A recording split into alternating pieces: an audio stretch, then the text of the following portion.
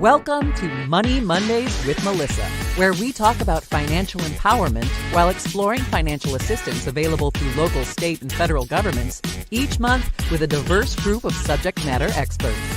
Chicago, are you ready to get financially empowered? Well, we've got just what you need. Without further ado, give it up for your Chicago City Treasurer, Melissa Conyears-Ervin.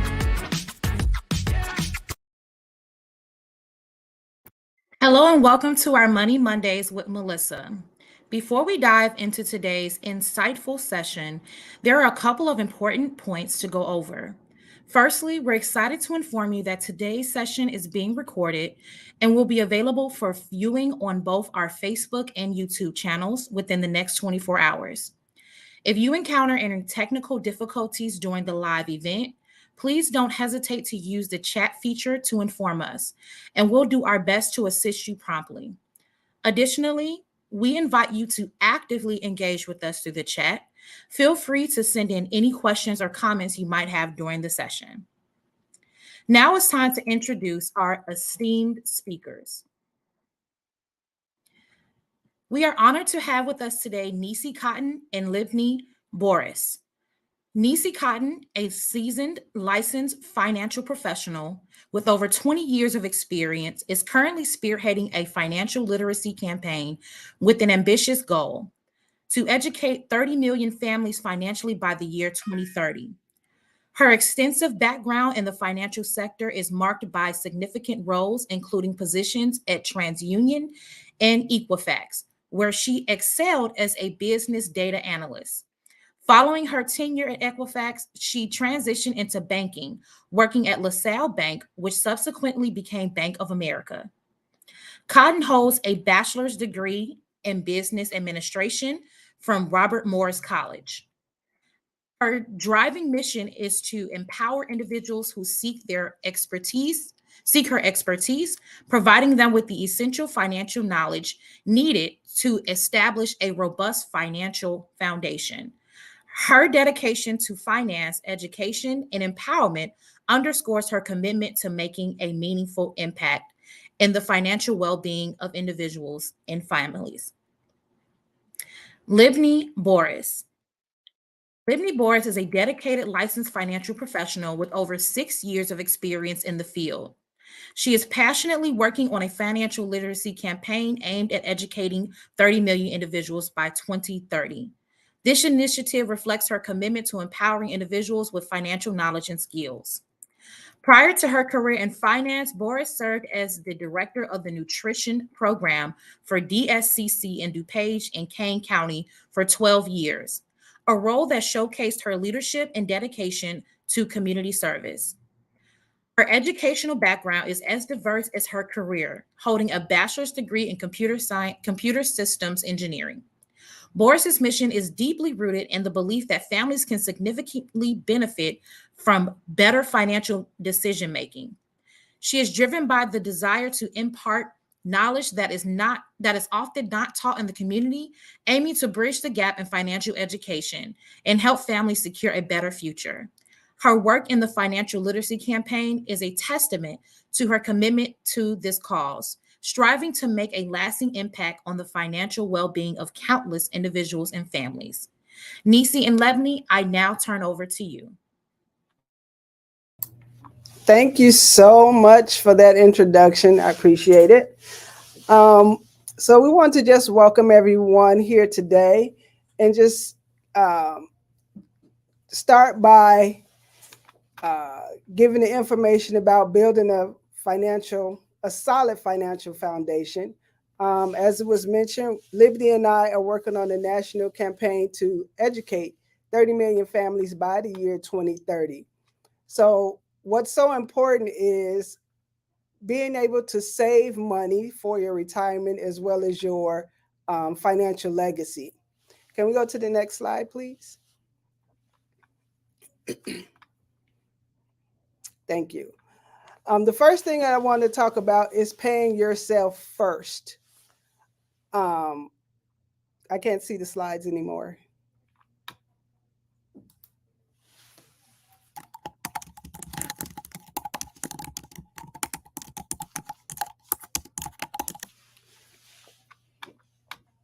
until the slide comes back up. Paying yourself first is so important. What you want to do is make sure that you are saving for your future. Can we get the slide back up, please? Okay, thank you. And make that a priority to set aside at least 5 to 15% of your income. But the easier way to think about that is to, if you saved the first hour of your income. So for example, if you're making $10 an hour, $15 an hour, if you set aside that first hour of your income, and I would say in a totally different bank account, because that makes it easier for you not to be able to touch that money. So if you take, let's say $10 a day, if you're making $10 an hour, for example, and you're working 5 days a week, start by saving $10 every day or $50 a week in a different savings account or checking account, not in the same bank that you are currently banking with, but put that in a different account. Okay. Next slide, please. Thank you. So again, we want to start by saving your money and do it gradually. Again, if you save that $5, $20 every week or $50 a week into that different account, you can actually reach your financial goal, because it's easy to spend money. We know that. Spending money is a habit, but so can saving money be a habit as well. Okay, next slide, please. The way that you can start is by reviewing your monthly expenses. As a part of our financial literacy campaign, what we actually do with ourselves as well as our clients is we fill out what's called a personal financial strategy. In that strategy, we're looking at where are we saving money? What are our monthly expenses? What are your goals? What are the concerns that you may have?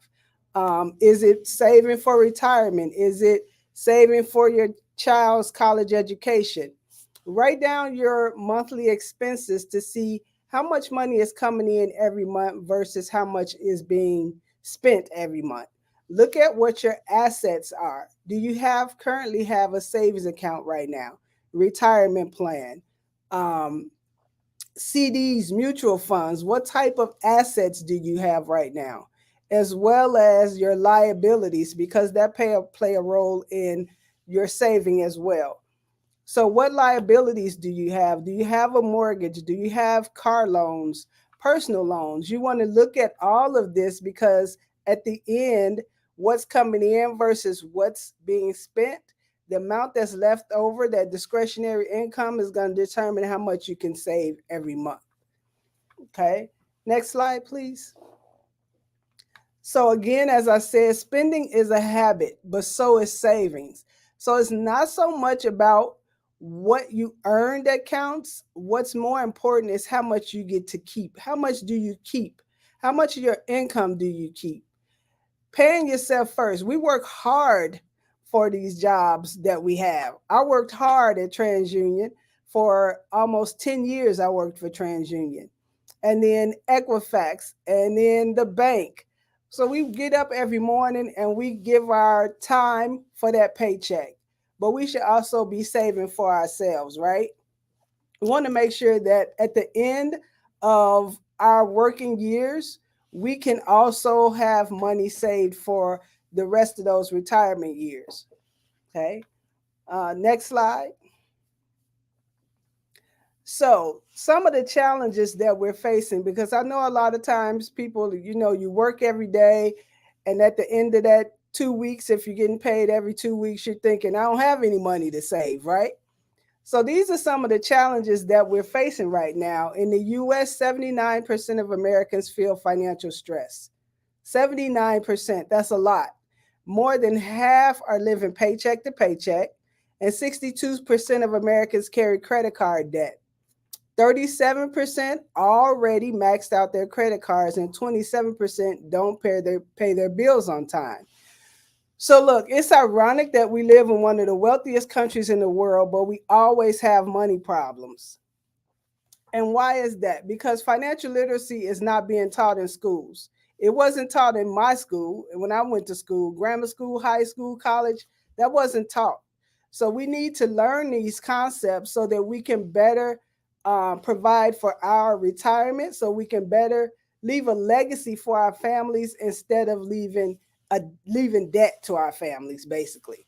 So we can work hard all of our lives but retire poor.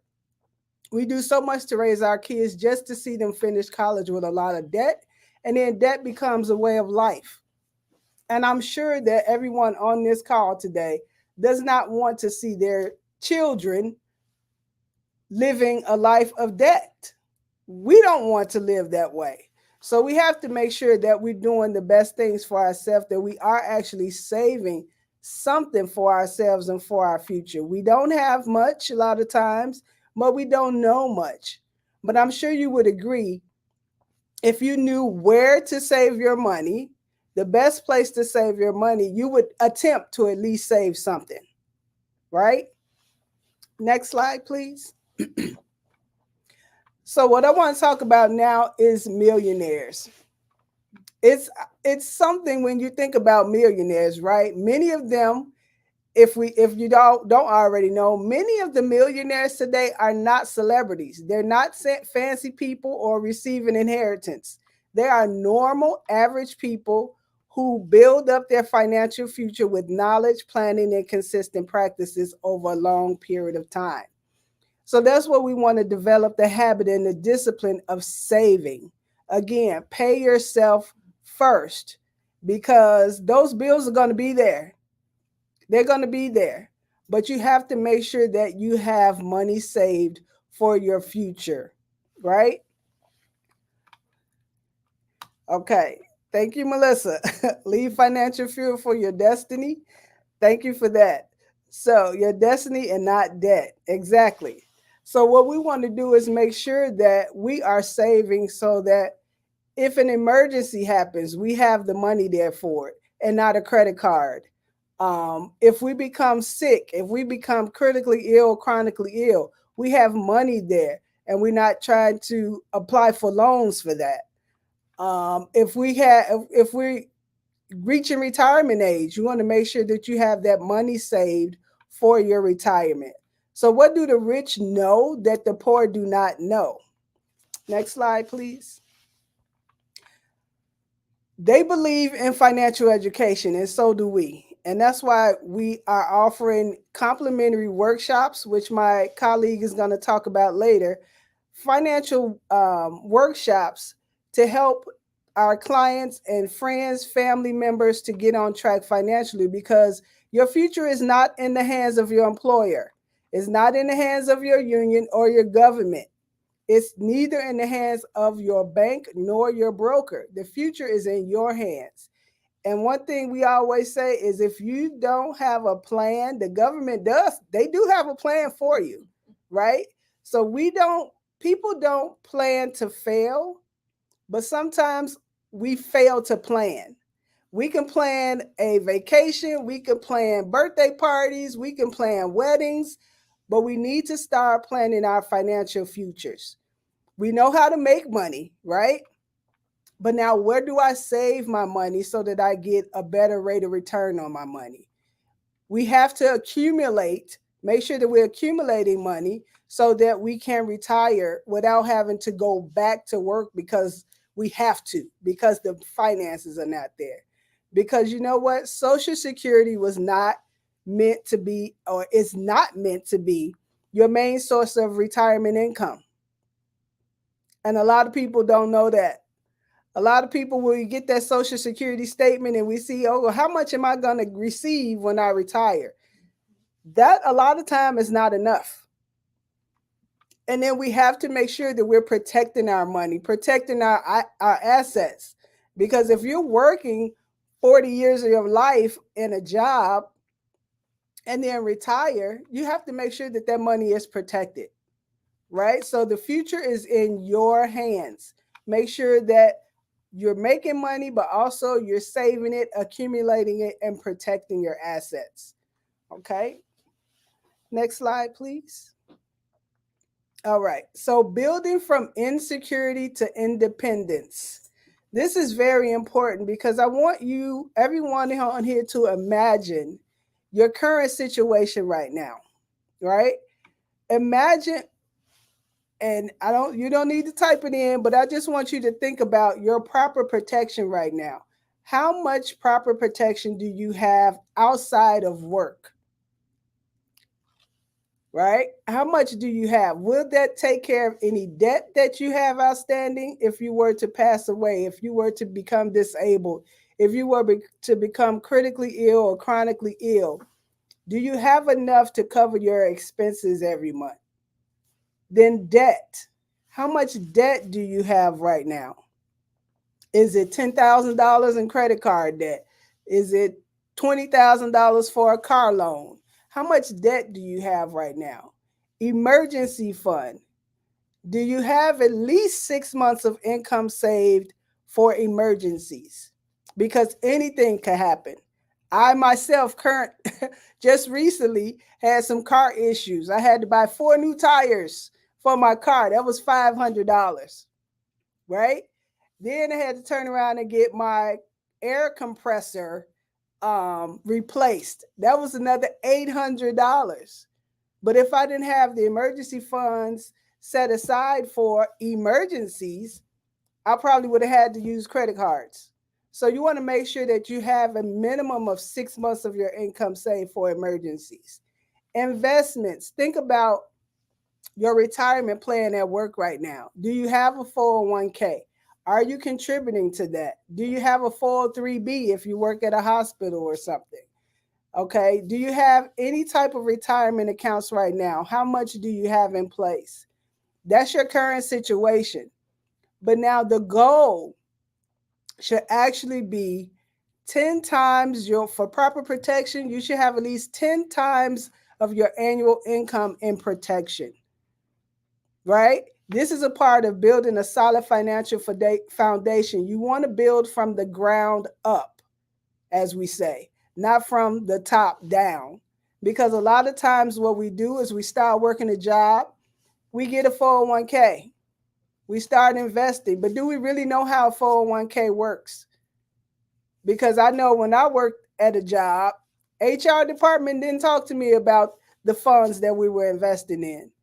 You know, you normally just get it from your coworkers that say, girl, did you sign up for your 401k?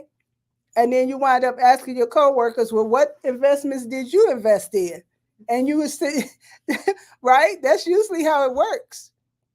You don't know a lot about the funds, but you invest in the 401k because your coworker said do it. And then we start accumulating debt. Once we start going to college, we accumulate debt. A lot of times we're building our foundation from the top down. That's my point. So we get a 401k, we don't have an emergency fund, we start accumulating debt, and a lot of times we don't have proper protection other than at work. So imagine your situation or your goal if you had 10 times your annual income in protection.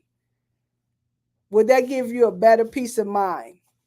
If you had zero debt, debt-free, or at least you're able to manage your debt, then imagine you have a minimum of 6 months of your monthly income saved for emergencies. Would that give you a better peace of mind? And then investments for retirement, you should have 20 times your annual income saved for retirement, because that's how much you're going to need to cover you. If you retire at age 67, let's say you live to age 85, 87, and we usually look at the life expectancy or how long did your grandparents live? Because a lot of times, depending on that, sometimes tells you how long you may live, right? My grandmother passed at age 91. We had another relative pass away in her 90s. So I figure I can at least hope to live into my 90s. But if I retire at 67, I'm going to need income that's going to last from age 67 at least to age 90. So 20 times your annual income is needed in order to live comfortably in retirement. So what I want to do now actually is turn it over to my colleague Libni, and she's going to go more in depth into the financial foundation that we want to help everyone to build. Hello, Chicago. All right, I think we are ready here. We are sitting in front of each other, and this is lovely. I love to hear this information. Once again, my name is Livni Boras. Thanks for having us here. We're very happy to be sharing this information with all of you. So I'm gonna continue with what my colleague Nisi was telling you. So there's 4 layers to a proper financial foundation. So I'm going to talk about every single layer. And like she said, everything has to start from bottom up. That's simple. Just the same way as you building a house. You're not going to start from the roof, right? You're going to start bottom up. All right. So I'm going to go to the next slide, please. And we're going to talk about proper protection. When we hear the concept proper protection, we get it, we understand it. However, what does that mean? What does that mean for me? What does that mean for my family? What does that mean for my friends? What does that mean for my coworkers, right? So proper protection pretty much talks about that's going to help you protect 3 challenges of life. That is going to happen whether we like it or not. All right. So challenge number 1 could be a premature death. We are here today. What about tomorrow? We do not know. So we have to protect our life. Why? Because when we leave this world, whenever we are called, right? We don't know when. We don't want to leave our loved ones with nothing. We don't want to leave our loved ones with death, right? So protect your life is number 1. Second challenge in life is, what if we have a disability? What if we get really sick? What if we have one of those, an accident and we can't work? So when we are disabled, we have to protect our income.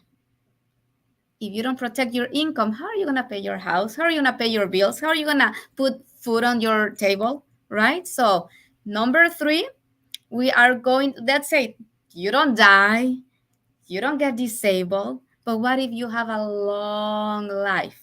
What if you live, like Nisi said, until you are 95? What are you going to be needing?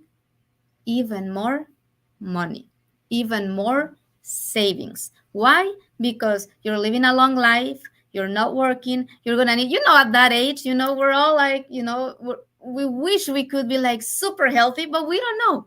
What if something hurts over here and you can go to work? What if you didn't prepare and then it's like, I didn't prepare, but I need money. What are your choices? Go out and work, even though your whole body is hurting. Does that make sense? So that's why we have to protect. That's why we need proper protection in those 3 challenges of life. So it's like that umbrella that you see right there, right? So you have the umbrella right there, and then what happens? It's going to protect you from the rain, from getting wet. But if you don't have that umbrella, what's going to happen? You're going to get soaked at any time, right? All right, let's go to the next slide. So that's proper protection. Our next one is, the next layer of a proper financial foundation is debt management. Why debt management? Because we love instant gratification.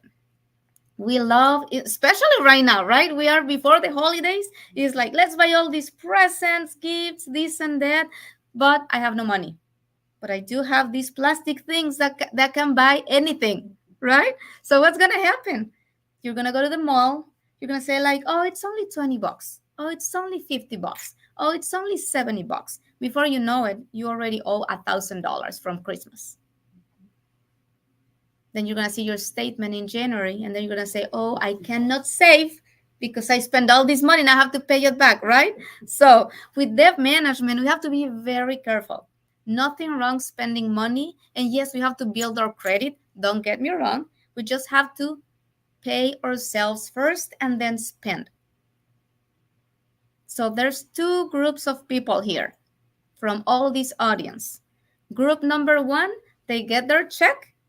They use their check. They go to the mall. They spend, and then they try to save. Group number two, you get your check, you pay yourself first, and then you spend. Which one are you? What person are you? Are you saving first and paying yourself first? Or are you spending and then you try to save? Because if we're trying to save, that is wishful thinking. Because you and I know we will never save and we will never have enough. So with debt management, part of our goal here in this campaign is to help people to save money, to understand how we can eliminate debt. If we can go to the next slide. So some of us, even we want to try to save, maybe we can't. We don't have any money left. Why? Because we have a lot of debt. So with this fabulous campaign that Nisi and I are part of, we also help people to get rid of that debt. There's a very simple process that it's called debt roll-up. You might be familiar with this system on how to eliminate your debt, but you know what's the key on this? The key on this is to sit with somebody that knows how to do this, because apparently we don't know how to do it, right? Because we are already in debt. So we need to sit with someone, bring all of our statements, and have a financial plan to eliminate our debts. Why? Because all the money that you're spending in all your debts, paying off your credit cards and trying to get ahead and trying to breathe because the water is already here, guess what? You can't do it, but you need discipline. You need discipline to do this. And this is something that we can all do. And the best part of it, free. Because that's just going to be changing your habits. And we can teach you how to do that. So this debt roll-up system is very simple. You just have to take action. What better time than the last month of 2023 to start your finances nice and clean for 2024? Start your finances clean with a nice plan to eliminate your debt, nice plan to start saving, nice plan to change those bad habits that we all have, right? Let's go to the next slide, please. So, next slide. It's okay. All right. Oh, no, back. Okay. Not too fast. All right. So, building from insecurity to independence. So that is actually our third layer of the financial foundation. It is emergency fund. So as you can see the pictures out there, like in the slide, they sound silly and simple. And yes, there are cartoons, but I mean, what did my colleague just say? She said, I had to change my 4 tires. How much money did she spend? 500, right? Did she say 500? Yeah, am I right? Yeah, we have an audience here. So she did say 500. So that's why we need an emergency fund. The emergency fund is there's a proper emergency fund for every single one of us. What does that mean? That means that we're all different, that we have different lifestyles, that we spend different. That's why there's a different emergency fund for every single one of us here. And a very simple rule is we have to learn how to build 3 to 6 months of our monthly expenses. So let me give you an example. If you spend every month expenses, okay, include everything, mortgage, food, car payments, everything. So if you spend $3,000 per month, then a nice emergency fund is 3 times your monthly expenses. So 3 times 3, $9,000. That is an okay emergency fund. But a healthy emergency fund is 6 months. So 3 times 6, audience, 3 times 6, $18,000. My question to you is, do you have the money on the side for emergencies? Not to go on vacation, not to use it for Christmas gifts, not to use it to buy another car that you don't need just because the smell of the new car is nice. No, it is for emergencies, so you can have a solid financial foundation. So this financial foundation, I just want to tell you, is like the tale that we we all heard before, the three little pigs, right? Have you heard that tale? You know, how are you building your house? Out of straw, out of bricks, out of what? So a solid financial foundation, you don't want the wind to come and then blow all your savings, blow your finances, and then be in a problem. So you have to build a solid financial foundation. An emergency fund is part of it. Emergency fund is actually a huge part of it, because what happened in 2020? Pandemic, COVID. Did we know that was going to happen? No. Absolutely not. Were you prepared for that? Or you had to ask your neighbor for money, the government for money, the church for money, because you were not prepared? So make sure that you are preparing yourself so you can have a nice and healthy emergency fund. Let's go to the next slide, please. So having said that with emergency fund, then the last layer of our financial foundation is investing. All of us love to invest. We don't know how to do it, but we just love to invest. Sometimes we don't even know what a proper financial foundation is. We skip the 3 layers and we go straight to investing. The problem with that is that sometimes we're not prepared. We don't know how the investments work, and then we lose everything. But I'm going to show you and give you a really nice example here with investing, how money can work for you. So let's assume that you make $60,000 per year. That's your income. $60,000. Don't you think sometimes, what's happening with all the money? How did I spend that money? But when you change your habits and you start saving and paying yourself, if you can save 10% of your 60,000, maybe you're going to say, but Livni, that sounds like a lot. Let's break it down even more. What about $500 a month, which is the same 10%? But Livni, that sounds like too much. I don't have $500 a month. Well, what about $17 a day? It is the same thing. 17 a day, 500 a month, or 10% of your $60,000 income is the exact same thing. But sometimes our brain plays games with us. We feel like 500 is a lot. No. An easy way to see this is, why don't you pay the first hour of your job?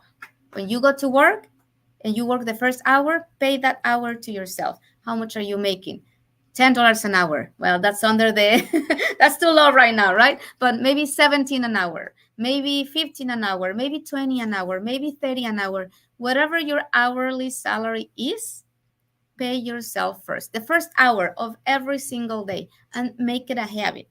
So you can actually put all that money together and then have a nice $500 or whatever amount it adds up to start saving. So in this example that I'm going to give you here is $17 a day, $500 a month, 10% of your income. So if you were to put that money to work for you while you are sleeping, while you are doing life, if you put that money aside every single month for 30 years. Now, for the younger gals here, 30 years fly by. Sometimes you think, oh my goodness, that's too long. Well, money is not going to grow one day to another. Money, in order for you to grow your money, you need time. If time is on your side, your money is going to grow. So let's look at this example. 30 years, you are contributing, saving $500 a month, faithfully, $500. If you put the money at 8% interest rate, you can accumulate $745,000. Is that good? Mm-hmm. So for everyone that's here in this audience, do you have that money saved? Think about, when was the first time that you were working? Think about if you were at that point saving $500 a month. How many years have you been in the workforce?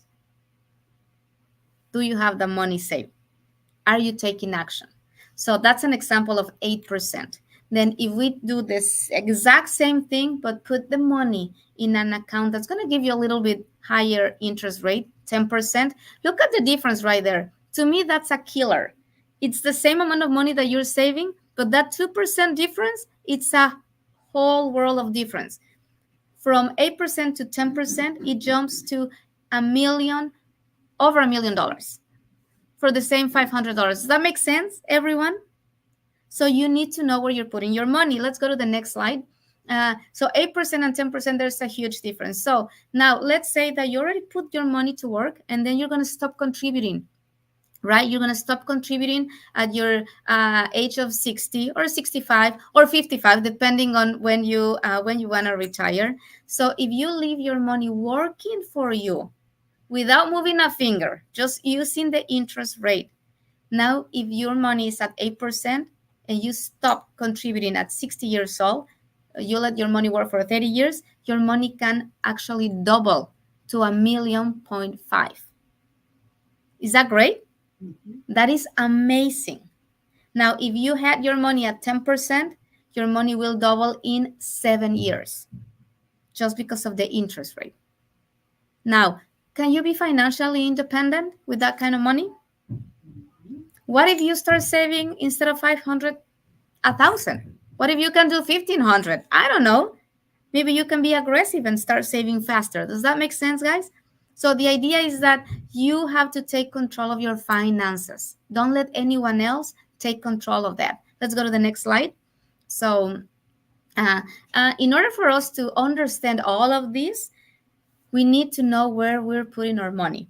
Our money goes in 3 different baskets. So dictated by the IRS, they are 3 different tax baskets. Basket number 1, tax now. That means that you are continuously paying taxes in everything that you are doing. Okay? What kind of accounts is tax now? Well, that could be your checking account, your savings account, your mutual funds, the stock market. Those are tax now accounts. Now, tax later. Now we have, that means that you're putting the money in those accounts. However, you're going to have to pay taxes later when you are withdrawing that money. So what kind of accounts are those? Those are pretty much the retirement accounts, the annuities, the 401k, the 403b, all of those accounts, okay? And then we have tax advantage. Tax advantage is when there are some accounts that are specifically for you to save money.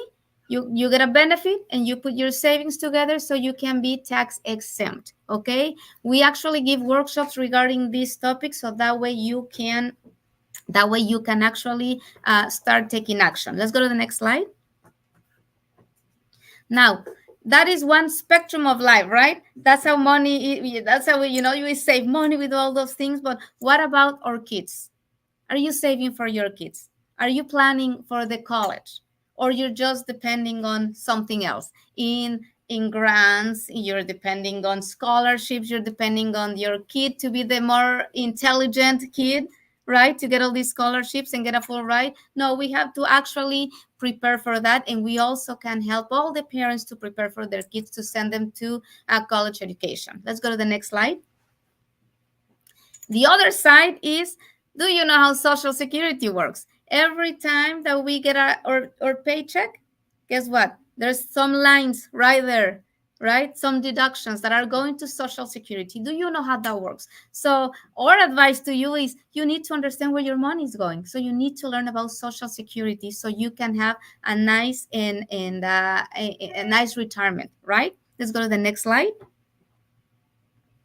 Okay, in this platform, we want to help the community to be more financially educated. So we actually have 6 workshops that we provide, and they are complimentary for the whole community. So workshop number 1, we have building savings and wealth. So we all want to be wealthy, but we don't want to save, right? We want all this money, but we don't want to save. So we actually show you how to take action, right? How to take action, how to start building, how to start saving, so that way you can be wealthy. Workshop number 2, we have increased cash flow and manage debt. So yes, maybe we can save because we don't have enough money. So we teach you how to make more money. We teach you how to actually eliminate your debt, because the money is already inside. You're getting the money, but it's just leaving your wallet because of the bad habits that we have. Workshop number 3, we have preparing with proper protection. So you need to know what's the number that you need for your proper protection, so you can leave your loved ones well, so you can you can be protected, right? Workshop number 4 is health and wealth. I love that one, because you either have health but have no wealth, or you either have wealth but have no health. So we want to combine the two of them, right? We want to be healthy. They're laughing right here, but that is true. So we want to be healthy, but we want to be wealthy, so we can do all the things that we want to do in this life, right? In workshop number 5, we have understanding asset accumulation strategies. So now I know how to save. Now I'm educated. Now I'm saving money. So how am I going to accumulate? What are the strategies that I can have so my money can grow faster, right? In workshop number 6, fulfilling your long-term goals. That is very simple, but sometimes we don't even write down our goals. So with all these workshops, you don't have to listen to them one time. You know, I have bad news for all of you. You have to listen to them at least 7 times. Why? Because the first time it doesn't click. We don't change. The second time, starts clicking little by little. So that's why we recommend you to log in these workshops, to listen to all this information so you can start changing your habits. Let's go to the next slide. And the last slide for us is thank you very much. Thanks for having us here. So on behalf of Nisi and myself, we want to thank you for having us in this beautiful Monday. I know it's before the holidays, but apply these concepts. Make sure that you actually are paying attention, right? Sometimes we're logging into podcasts and different things, but we're listening, but we're not applying. So we're going to be here to, if you have any questions, please feel free to ask any questions. We're going to be here for Q&A, if I'm not mistaken. Yeah. The survey afterwards.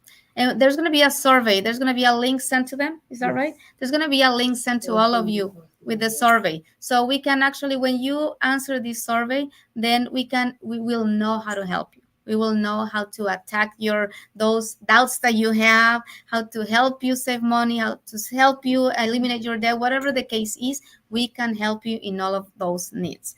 Feel free to, okay. All right. So are we going to open the 2 mics? Yeah, we're going to open it up for questions now. So Q&A, if anyone has any questions, please feel free. Let me see here. Nisi, I'm going to close my mic and you can open yours. Okay. There you go. Okay, can you hear me? Okay. All right. Yeah. So as Libni said, thank you all so much for allowing us to share this information. There's going to be a survey that is offered. So if anyone wants to sit down one-on-one to go over your information to see how you can get on track to building a solid financial foundation, Libni and I will reach out to you. And we can get one-on-one appointments set up to have that done. Or if you want to give us a call, we can actually put our information in the chat and you can reach out to us that way.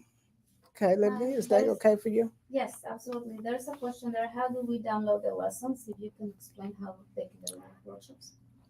Oh, I didn't even see that. Okay, for the workshops, there is the workshop is actually on our. They can fill out the survey and we can send them the link. Okay. What you can do is that Mobile, I hope I said your name right.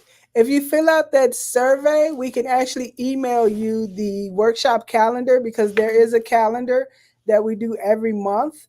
The workshops are offered 3 times a day with the exception of Wednesday. So Monday, Tuesday, Thursday, and Friday, the workshops are 1 p.m., 7 p.m., and 9 p.m. That's Central Time. But of course, if you're, in another state where your time zone is different, just go by your time zone. But they are 1 p.m., 7 p.m., and 9 p.m.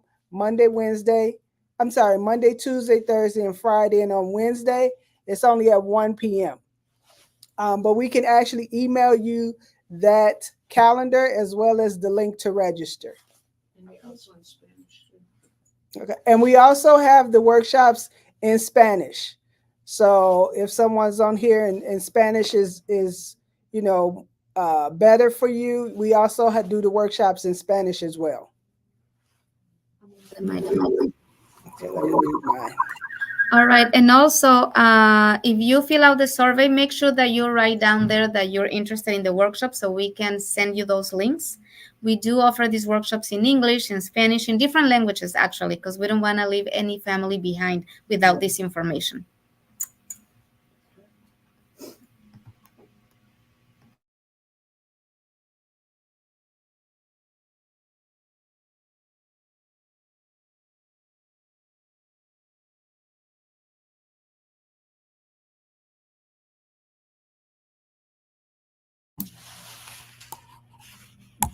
Okay. Right. So it looks like the survey has been put into the chat. So if anyone is interested, please fill out that survey. And then again, we can email you the workshop calendar as well as the link to register. And then you just feel free to attend that workshop, any of the workshops that you're interested in. And again, as Livni said, you can attend it more than once. So if you attend the proper protection workshop and maybe you missed something, then feel free to attend it again because they are complimentary. So you don't have to worry about, if it's going to cost you next time. It's not going to cost you. They're complimentary each time that you attend the workshop. Okay. Did anyone else have a question?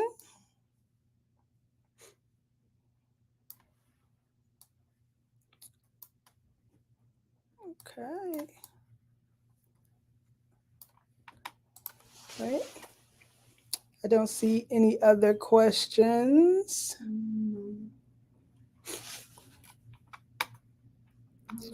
Okay. Well, I guess if there are no more questions, I want to again thank everyone for logging in and listening. Livni, did you want to say anything? Yes, let me mute. Yes, I want to say thank you for the invitation here. And we want a better community. We want to better ourselves. And the only way to do it is by changing the way we handle our money. With financial literacy, we can change our lives. And I definitely encourage every single one of you to connect to those workshops because that's going to definitely change your life, change your habits. So thanks for having us here. We are delightful to be with all of you and see you soon. See you soon. Happy holidays to all of you. Happy holidays. Thank you. Thank you for tuning in to Money Mondays with Melissa. We hope you enjoyed today's session and found value in the topic of discussion. Follow Chicago City Treasurer on Facebook, Twitter, Instagram, and LinkedIn to stay on top of all upcoming events. Remember, if you have any questions, feel free to reach out to the Chicago Treasurer's Office at 312-744-3356 or visit www.chicagocitytreasurer.com. We'll see you next time for Money Mondays with Melissa.